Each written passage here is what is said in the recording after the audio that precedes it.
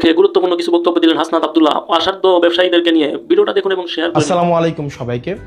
দেশ এবং দেশের বাহিরে আপনারা যারা আছেন সবাইকে মাহে রমজানের শুভেচ্ছা। রমজান আমাদের মাঝে প্রত্যেক বছর আসে আত্মশুদ্ধির উপলক্ষ নিয়ে।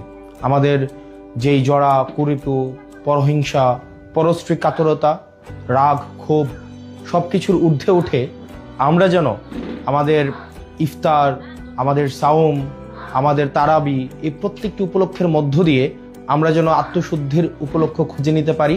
আল্লাহ আমাদের সেই তৌফিক দান করুক এবং সবাই যেন আমরা এই পরিশুদ্ধির মধ্য দিয়ে আমরা যেতে পারি এবং আমরা তাকওয়া অর্জন করতে পারি। এই রমজানে প্রত্যেক বছর দেখা যায় কিছু অসাধু ব্যবসায়ী সিন্ডিকেট প্রতি বছর এই রমজানের উপলক্ষে তারা দ্রব্যমূল্যকে পুঁজি করে, দ্রব্যমূল্যকে এক রকমের সিন্ডিকেট করে আমাদের সাধ্যের বাহিরে নিয়ে যায়। আমাদের জনগণের যেই সাধ্যমূল্যের বাহিরে এই আমাদের নিত্য প্রয়োজনীয় যে বিষয়গুলো রয়েছে, ছোলা, মুড়ি, তেল এবং নিত্য প্রয়োজনীয় যে বিষয়গুলো রয়েছে, তেল, গ্যাস, এই প্রত্যেকটি বিষয়কে দেখা যায় সিন্ডিকেট করে সাধারণ জনগণের সাধ্যের বাহিরে নিয়ে যায়।